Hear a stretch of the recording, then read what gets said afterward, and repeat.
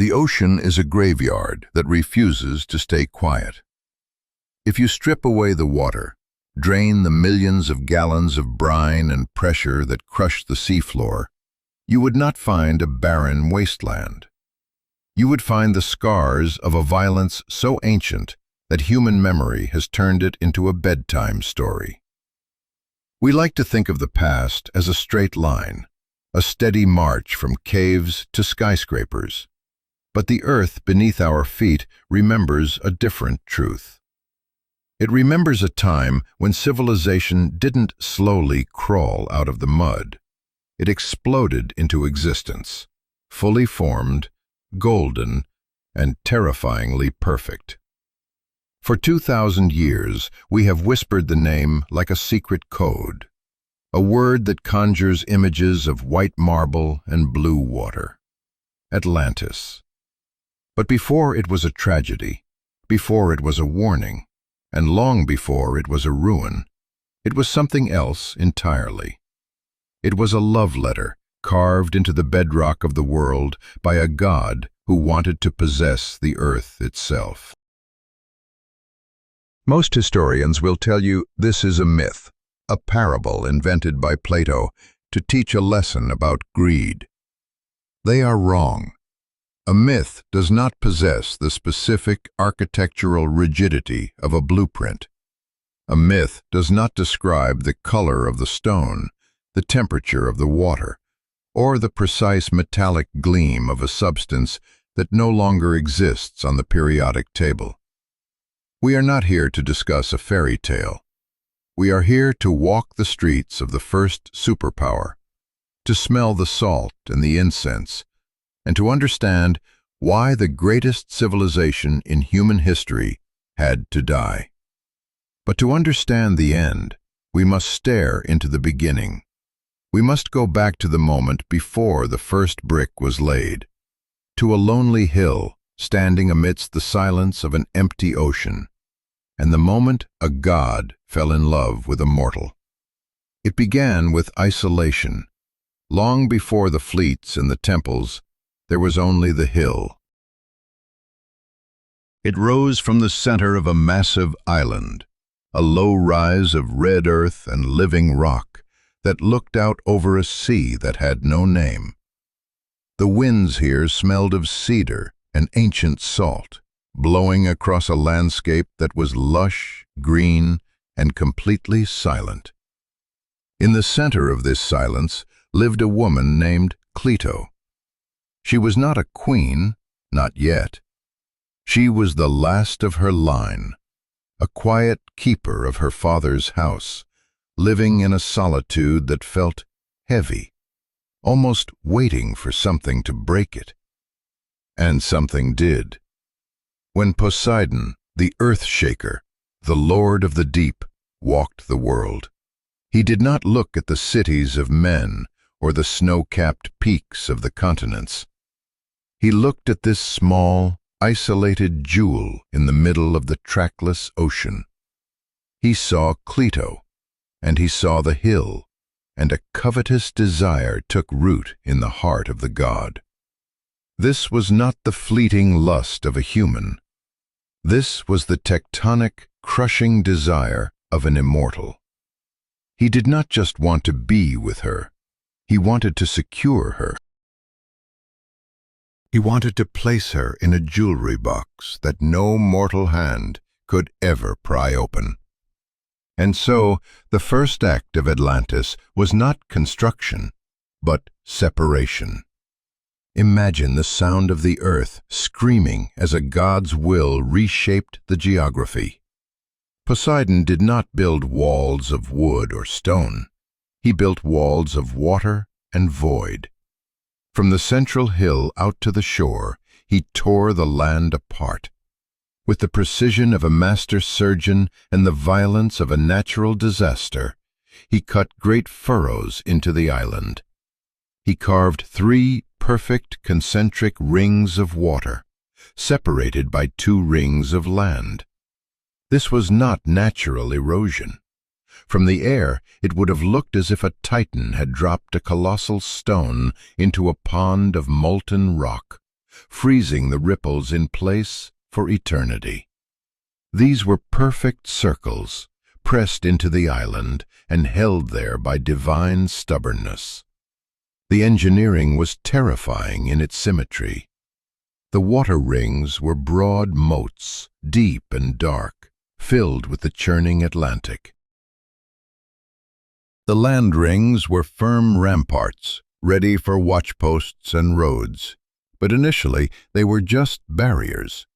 Poseidon was creating a cage. He was ensuring that no ship, no army, and no other god could reach Plato unless he willed it. The island became a fortress of geometry. In the center, in the eye of this constructed hurricane, he built his home for her. He planted a grove where the shade was perpetual, a darkness that offered respite from the harsh sun of the early world. But a fortress needs life, and a god does not fetch water in buckets. He struck the bedrock of the central hill, and the earth bled two distinct veins of water. One spring gushed forth warm, steaming in the cool blue mornings, smelling of sulfur and deep earth minerals, a natural bath that could soothe tired limbs and heal the skin. The other ran cold, clear and sweet, water that tasted of snow despite being in the middle of a temperate ocean. These two springs, the hot and the cold, would become the arteries of the city, the first miracle that the future citizens would take for granted. But for now, they were just gifts for Plato. It was a paradise, yes, but it was a paradise built on possessiveness. It was a gilded cage surrounded by water, engineered by a being who could drown continents when he lost his temper. And from this union of elemental force and human blood, the first generation of Atlantis was born. They were not just men. They were the architects of the future. 10 sons, 5 pairs of twins. The eldest was named Atlas.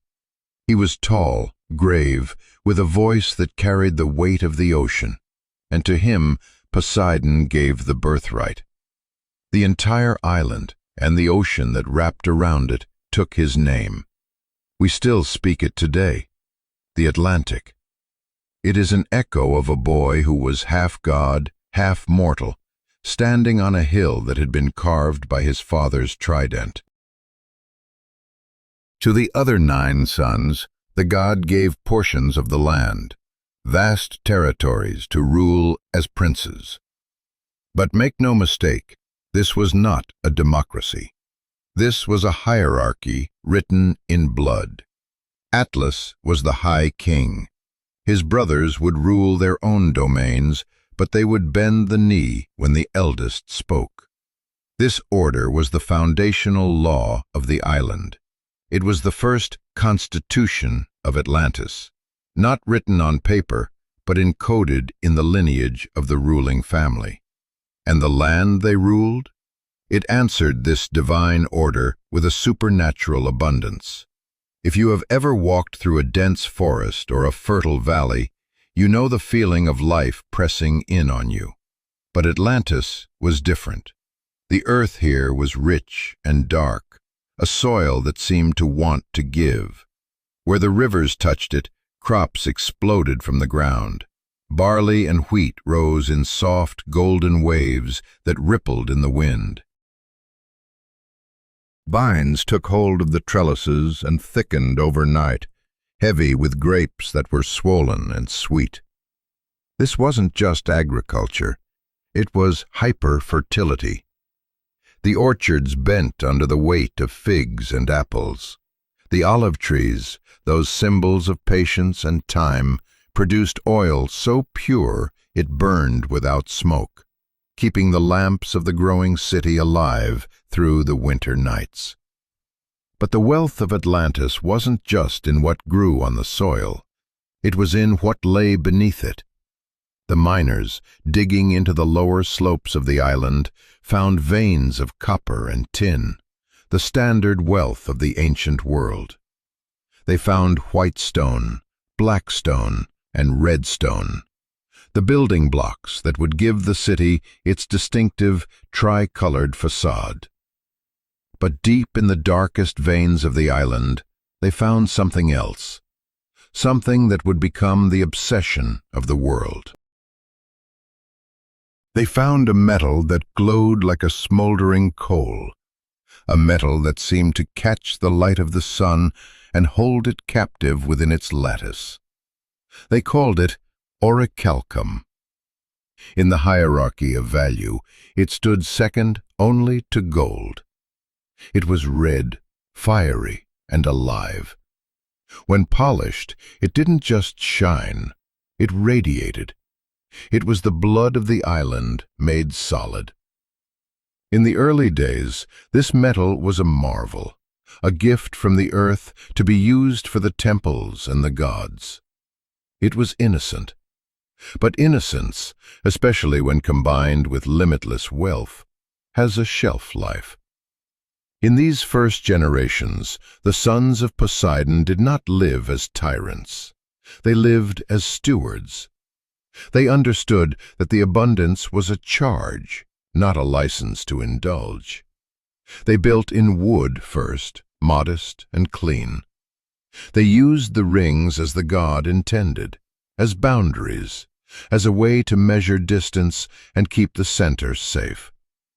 They crossed the water in small boats, using poles and paddles, respecting the currents. They did not yet build the massive bridges that would later span the gaps. They were careful. Atlas sat in the central precinct, not on a throne of gold, but with a map scratched onto a wooden board holding a reed pen. He was an administrator, a logistician of paradise. He mapped the water flow. He decided which groves would remain untouched and where the first shrines would be raised.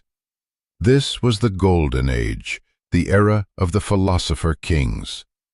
Visitors from lesser islands would arrive in ones and twos, a fisherman blown off course, a trader with amber beads, and they would be stopped at the outer ring.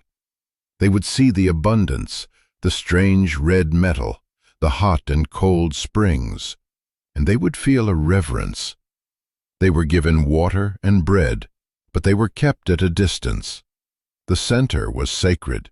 The center was closed. The people of Atlantis, the common folk who farmed the rings and fished the lagoons, lived in a state of grace. They respected the earth more than the sea. They dug irrigation channels that watered the crops by gravity alone, mastering the flow of water with a gentle hand. This was not the back-breaking labor of the Nile or the Tigris. This was a partnership with the land. When the harvest came, the sound of grain pouring onto the temple floor was like rain on a roof, a collective exhale of gratitude. Every year, however, the sea would remind them of their vulnerability. The storms would come, high and dark, rolling in from the open Atlantic. The harbor on the outer ring offered no shield. The fishermen would drag their boats inland, past the reach of the salt spray, and huddle in their homes while the ocean roared. And when the storm cleared, the island would look washed and new. The rings would still be there. The springs would still flow. And the people would walk to the precinct, barefoot on the wet ground, to thank the god that he had not withdrawn his gift. This fear, this respect for the elements, kept them honest. But a city cannot stay a village forever, and a dynasty cannot remain humble when the ground beneath them bleeds gold and red fire. Atlas and his brothers began to build. They began to organize. The map on Atlas's wooden board became more complex. The lines grew sharper. They saw the rings not just as barriers, but as infrastructure. Why paddle a small boat when you can bridge the gap? Why let the outer ocean dictate your trade when you can cut a canal? The transition was subtle. It didn't happen with a declaration of war or a sudden coup. It happened with the slow, creeping ambition of competence. They decided to improve upon the gods' design. Atlas ordered a broad canal to be cut from the outermost ring directly to the open sea. It was a massive undertaking, requiring thousands of laborers to dig through the literal sand and rock. It was straight as an arrow, deep enough for a ship with a high prow to enter on a flood tide. This was the first wound they inflicted on the island for the sake of progress. They opened the veins of the land to let the ocean in on their terms. The harbor became a lung for the city, breathing ships in and out. The isolation was over. The world was invited in. And with the world came the need for grandeur. The modest wooden shrines were replaced. The quarries were opened in earnest. The builders began to extract the white, black, and red stone in massive blocks. They didn't just pile stones. They composed a symphony of geology.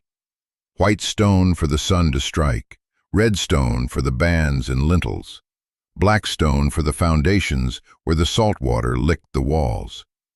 They clad the great circuit walls in metal. The outer wall shimmered with bronze. The middle wall gleamed with pale tin. And the inner wall, the sanctuary of the kings, caught the sun like live embers, because the masons had clad it in sheets of orichalcum. It must have been blinding.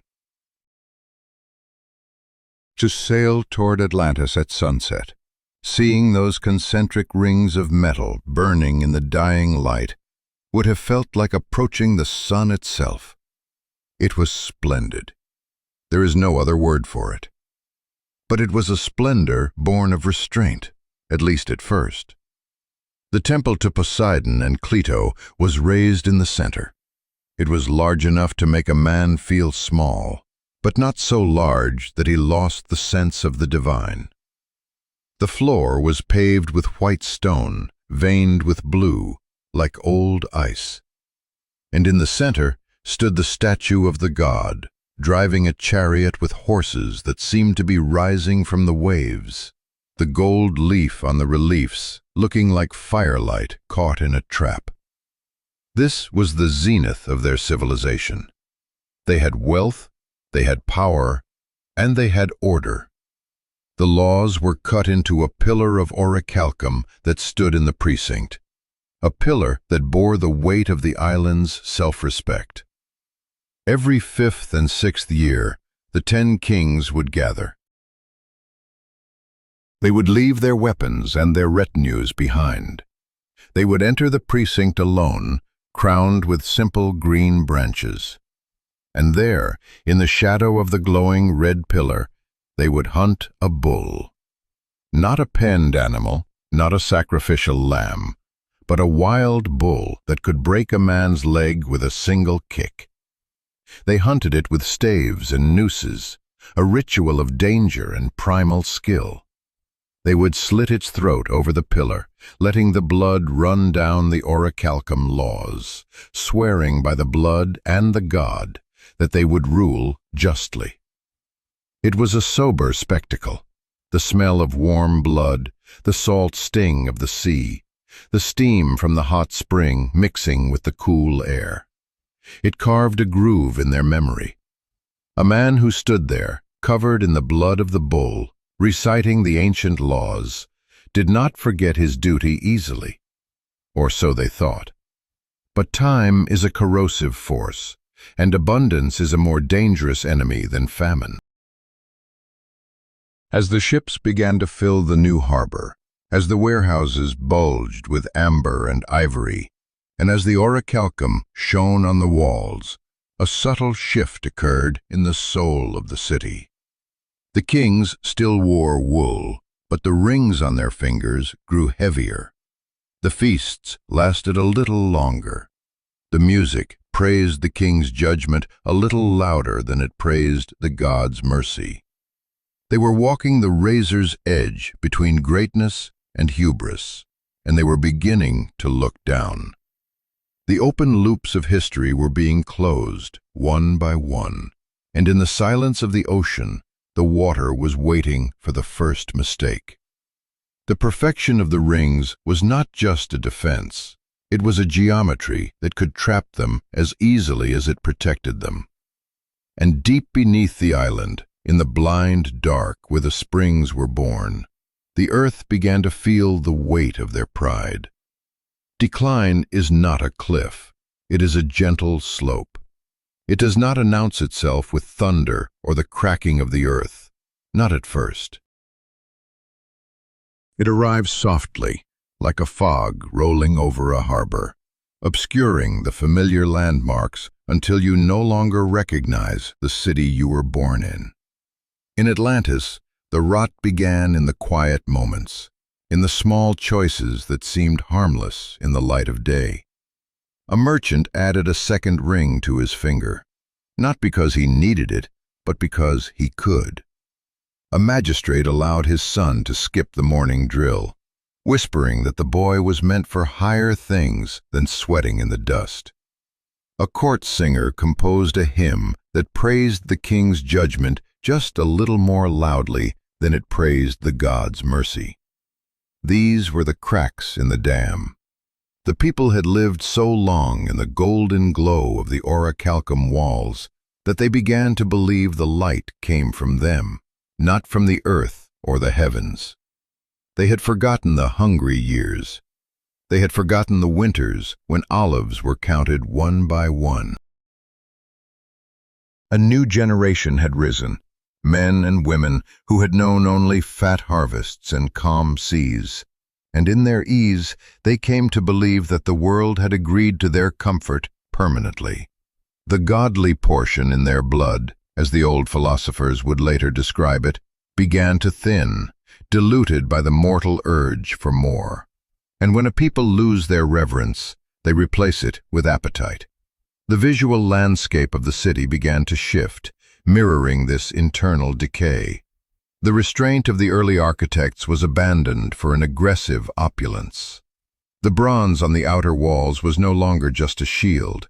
It was polished every week until it acted like a mirror, forcing the sun to stare back at itself.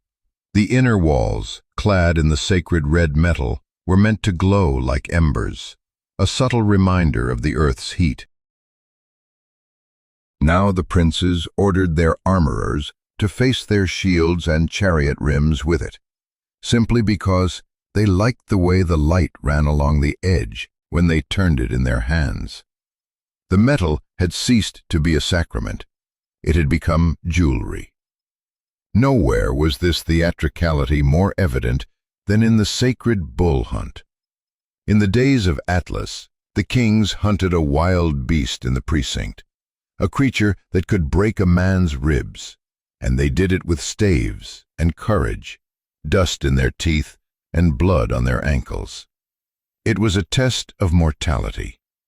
But now, the bulls were often bred in captivity, kept in lush fields, and driven into the court for the right.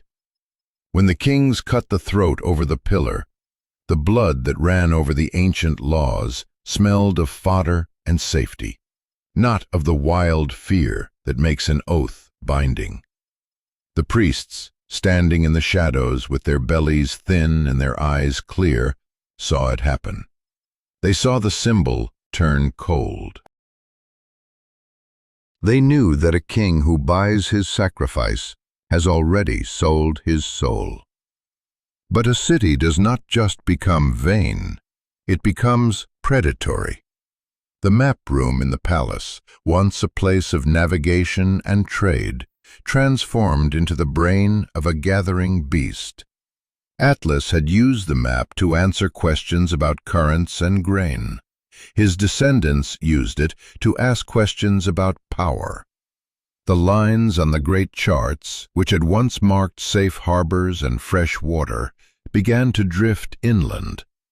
They started to mark grain tallies in foreign towns, herd counts in distant valleys, and the number of men of spear age that a village could be forced to conscript. The council meetings dragged on into the deep night, the air thick with the smoke of expensive oil lamps and the heavier smog of ambition. Reports arrived from the provinces, not of cooperation, but of resistance. A prince spoke of a harbor that refused to pay the old fees. A captain told of raids by men with crooked crosses on their shields. Each report was a small stone, but together they built a wall of paranoia. The answer that gathered in the room was not to negotiate, but to silence the noise. They decided to make the world sit still. This decision birthed the first true military-industrial complex in human history. The harbor of Atlantis, the lungs of the city, stopped breathing and started holding its breath. The order went out to the ship sheds. Bring every trireme to sound wood. The sound of the city changed.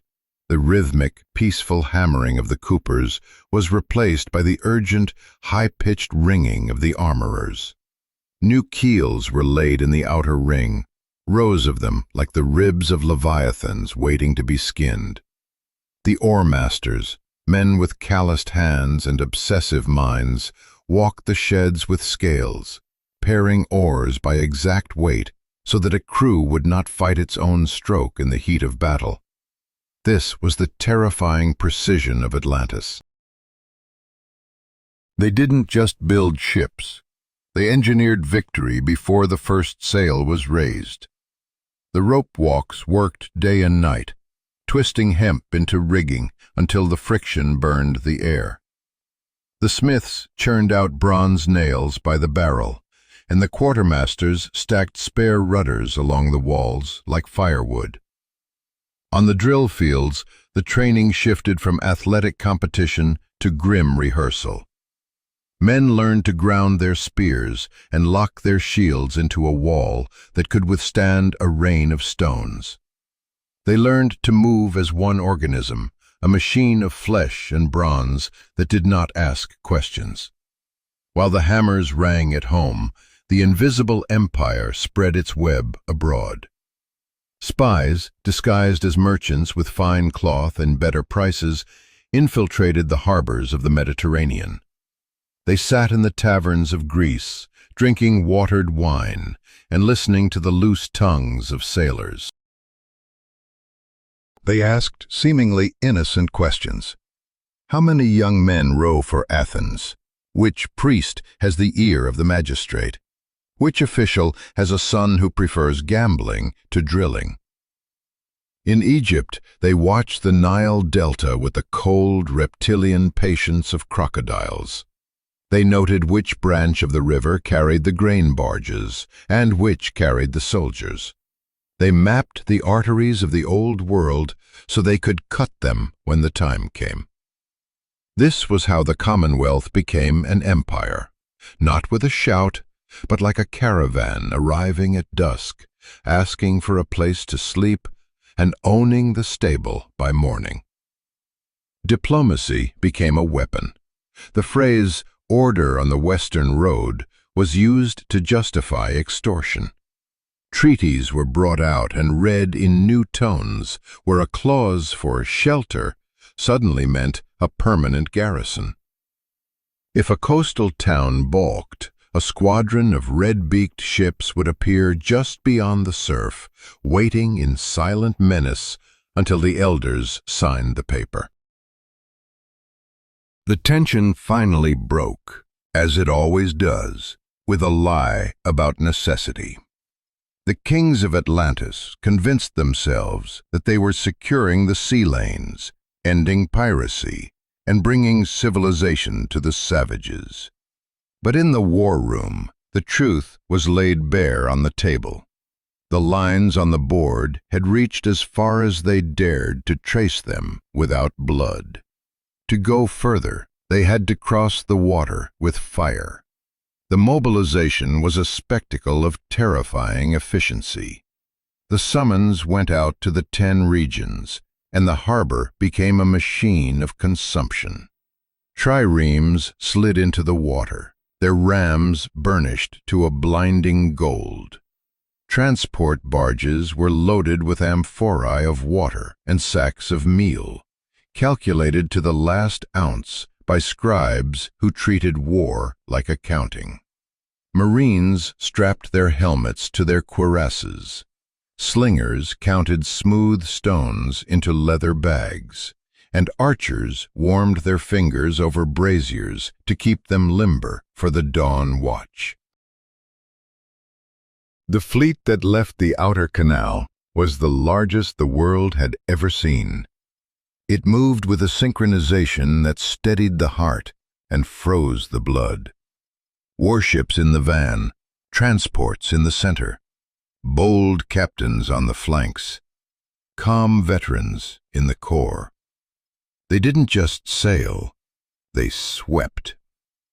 The first wave hit the river country of Egypt and the North African coast. The envoys went ashore in plain cloaks, speaking of friendship and protection, while the horizon behind them bristled with masts. The local governors, looking at the mathematics of survival, made the only choice they could. They signed. They submitted.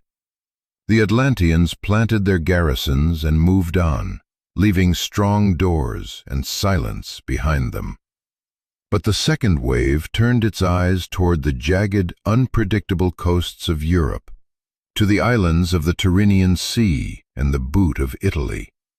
Here the smooth voice of diplomacy failed.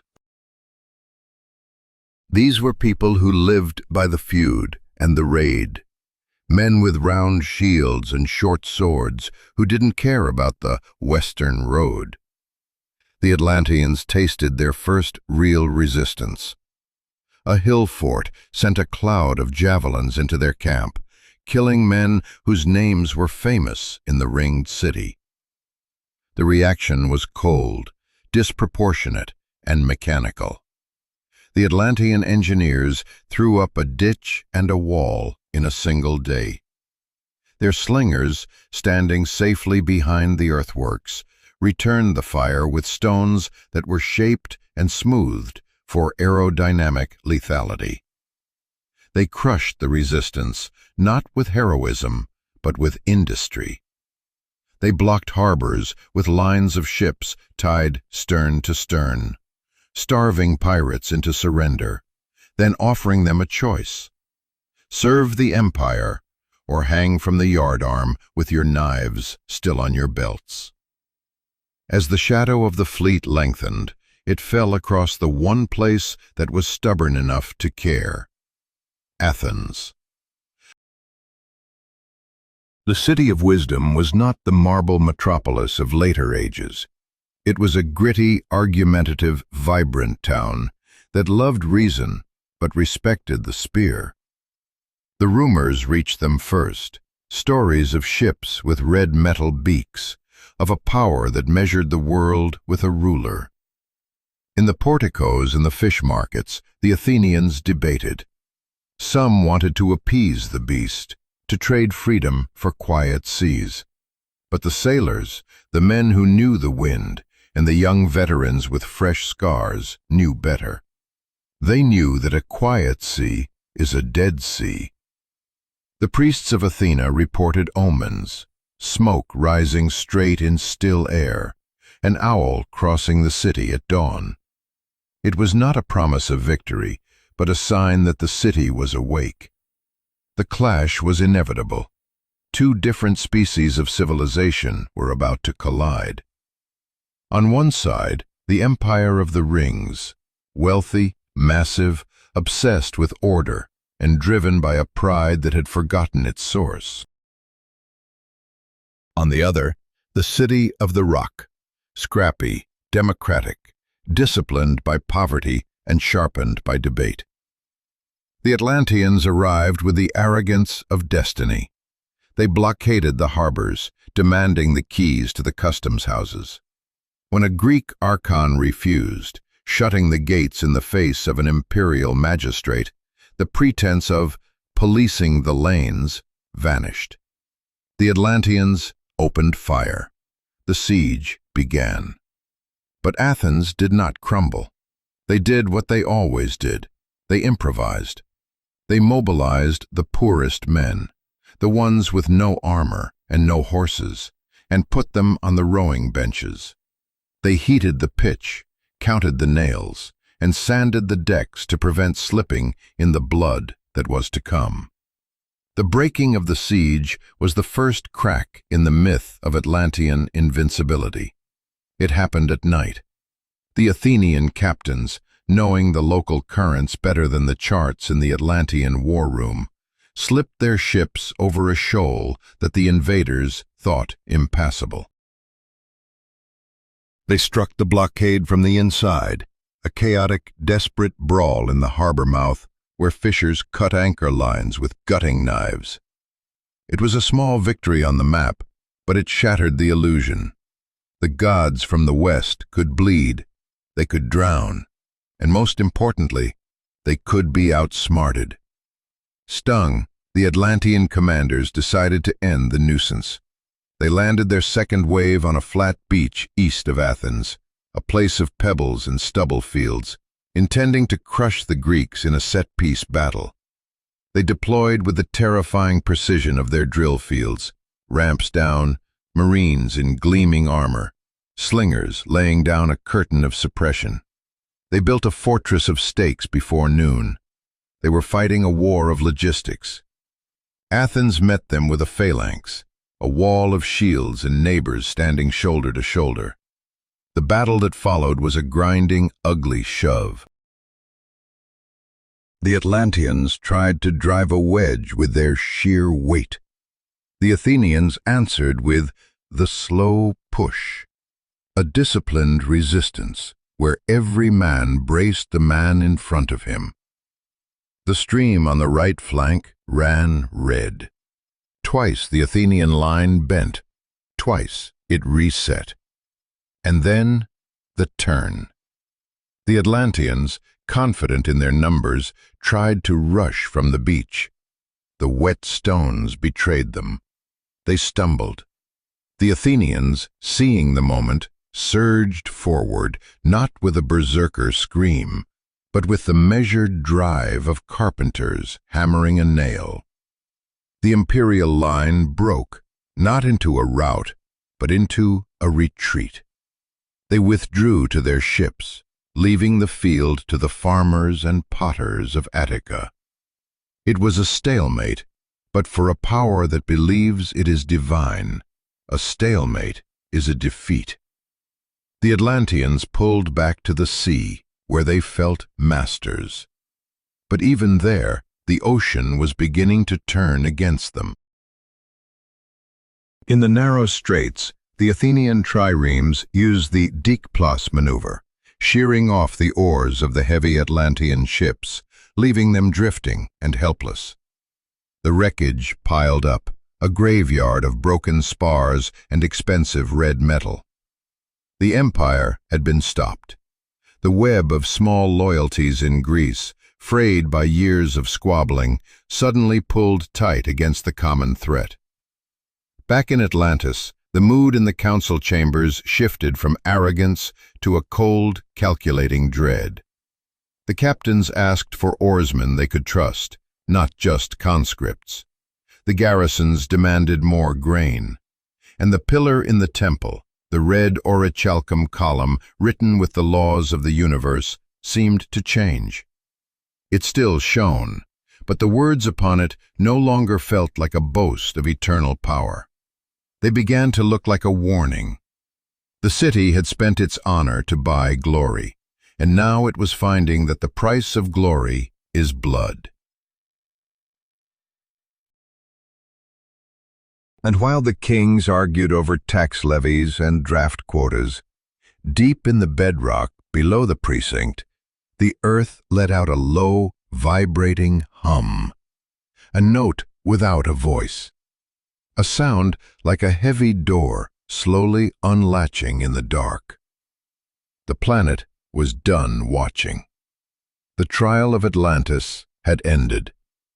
The execution was about to begin. The sea remembers those who try to master it.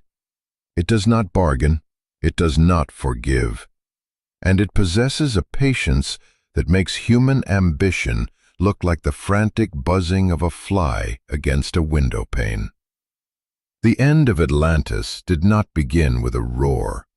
It began with a sickness in the elements, a subtle rebellion of the natural order that only the observant dared to name. The warnings gathered in small, terrifying ways.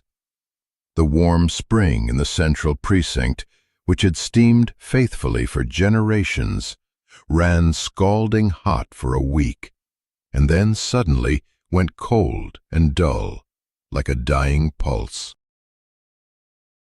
The cold spring, the sweet water of the island, took on a taste that was neither stone nor iron, but something metallic and foul, a flavor that a tongue could not place, but a stomach instinctively rejected. In the harbor, the fishermen pulled up nets heavy with a catch that no one wanted to eat. The fish bore strange lesions, their scales marred by a sickness rising from the deep vents, found in waters that had been clean since the time of Atlas. The dolphins, those intelligent playmates that had delighted the children of the ring city for centuries, vanished from the canals without a trace, sensing a frequency in the water that human ears could not hear. In the ship sheds, the caulkers, men who knew wood better than their own wives, swore that the planks were weeping sap, even after fresh seams were laid, as if the timber itself was terrified. The priests said little in public, but in the privacy of the inner sanctum, they spoke of lamps that guttered on windless nights, and of a hum in the stone under the temple floor, a vibration that came and went like the sound of a heavy cart passing on a distant road.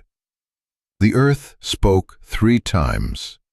The first tremor came at noon, a playful shove that made cups dance on the tables and door frames creak, a moment that children laughed at and men dismissed as a quirk of the bedrock.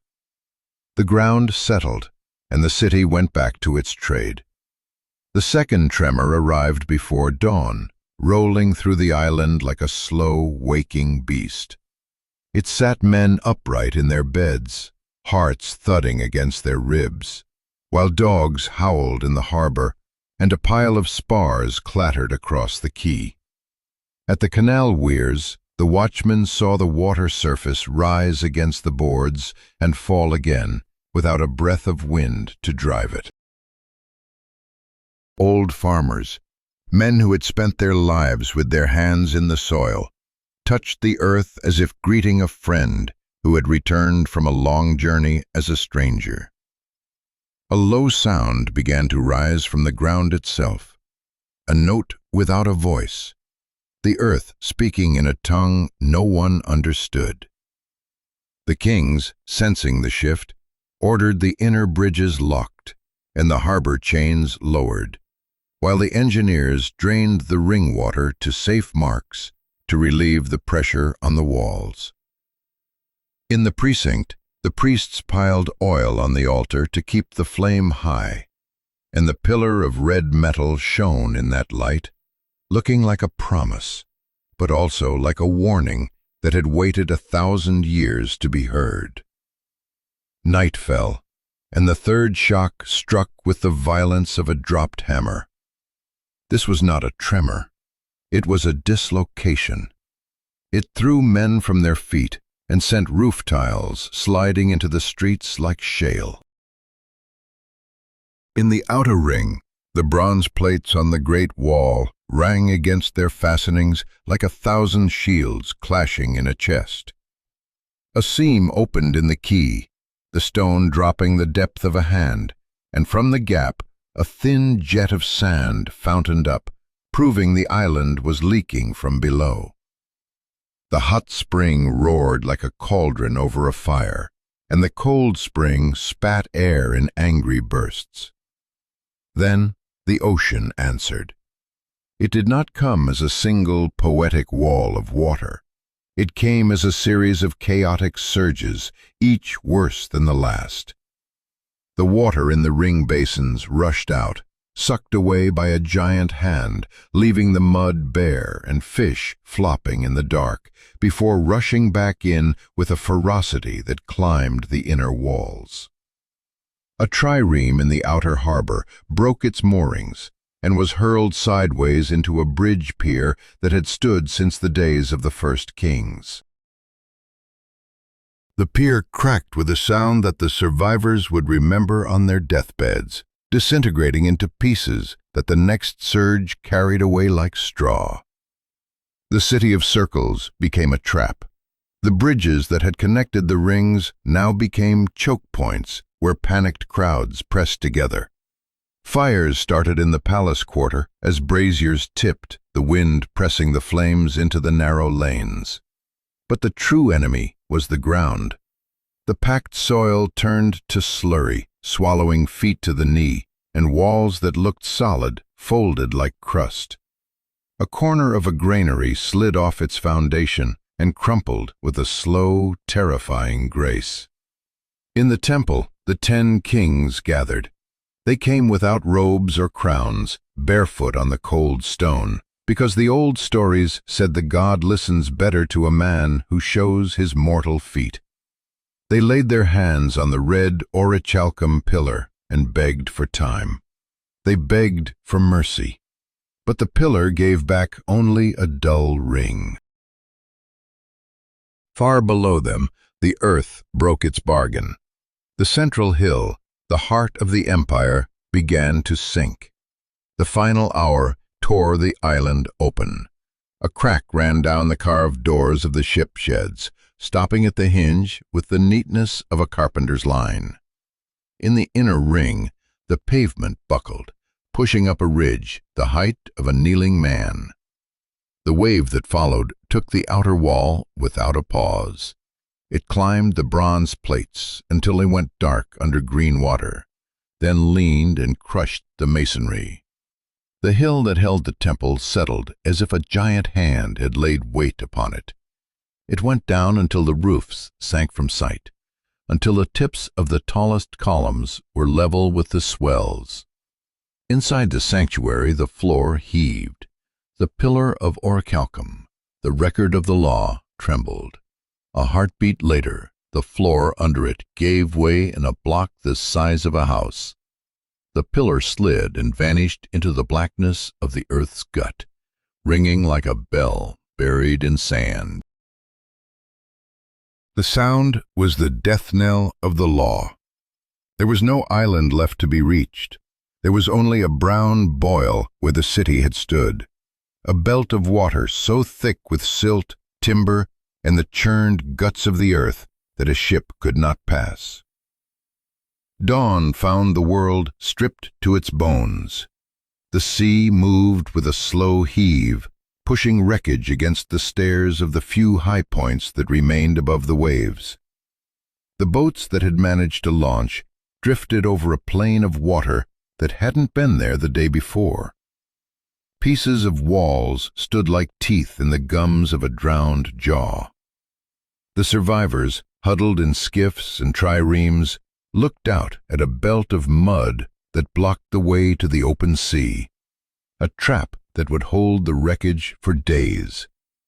They were no longer Atlanteans. They were refugees. They made for the nearest outer islets, drinking water with both hands, sleeping with their faces pressed into the dirt to force the earth to keep them. In the weeks that followed, the trade routes died. The passage between the pillars was clogged with a mat of silt and broken stone. Captains called it the Shallows, or the Brown Water, a place where good pilots refused to go. The city that had been a circle became a stain on a chart, and then a caution on a pilot's tongue. The physical city was gone, but the ghost refused to die. The story traveled. It went from the mouths of sailors who had seen the mud belt to the temples of Egypt, where priests kept records that counted back thousands of years. It waited there, in the stone libraries of Sais, until a Greek lawgiver named Solon arrived, looking for wisdom. An old priest looked at Solon and delivered a lesson meant for a friend. "You Greeks are always children," he said. "You remember the last catastrophe, never the ones before it." The priest unfolded the tale of a great island, rich in red metal and pride, that had warred with Athens and then vanished in a single day and night of misfortune. Solon took the notes. He passed them to Dropides, who passed them to Critias, who passed them to Plato. And in the hands of the philosopher, the history became a mirror. Plato wrote the dialogues Timaeus and Critias, framing the story not just as a tragedy, but as a moral calculus of a soul. He described the rings, the bull hunt, the red metal, and the corruption. But the manuscript stops. The sentence remains open, like a door half closed by a sudden wind. No third dialogue survives. The story ends in silence, leaving us to wonder if it was a map or a parable. History has tried to bury Atlantis, but we keep digging it up. We look for it in the ash of Santorini, where a Bronze Age town lies sealed beneath pumice. We look for it in the sunken ruins of Hiliki. We look for it in the Bimini Road and the Eye of the Sahara. But the ocean floor, mapped by modern science, tells us there is no lost continent. The Atlantic ridge is young and restless, not a grave from marble courts. Yet the details endure.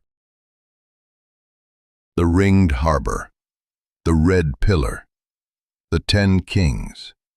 These images haunt us because they are not just memories of the past, they are premonitions of the future. The story survives every correction because it is less a place than an instrument. It is a device we use to measure our own pride. And this brings us to the terrifying realization that sits at the center of the legend like a spider in a web. We are obsessed with finding the location of Atlantis, the coordinates, the artifacts, the gold. We want to prove it was real so we can put it in a museum. But the irony is that Atlantis isn't hiding. It's happening. We are building it again. Look at our world. We have built our own rings of commerce and digital connection. We have clad our glass towers in light that outshines the sun. We have forgotten the hunger of the past and convinced ourselves that the earth has agreed to our permanent comfort. We treat our Orichalcum, our technology, our economy, not as a tool for stewardship, but as jewelry for our ego. The godly portion is thinning, and the human appetite is swelling. The story of Atlantis isn't a tragedy about a city that sank. It's a tragedy about a city that forgot it could sink. It is the ultimate paradox. The civilization that mastered the water was destroyed by it, not because they were weak, but because they thought they were immune. The priest in Egypt was right. We are children. We build sandcastles at the tide line and call them empires, and then we act surprised when the ocean takes them back. So here is the choice you have to make tonight. It is not a choice between believing in a myth or believing in science. It is a choice between two ways of living. Do you choose the path of the Atlantean, believing that your walls are high enough, your technology advanced enough, and your wealth deep enough to bargain with nature? Or do you choose the path of the survivor, the one who remembers that the ground is not solid, that the sea does not bargain, and that the only thing that floats when the world breaks is the truth you carry in your hands. The pillars are ringing again. Can you hear them? Or is the music in the palace too loud? Subscribe, and maybe we'll learn to read the water before the tide turns.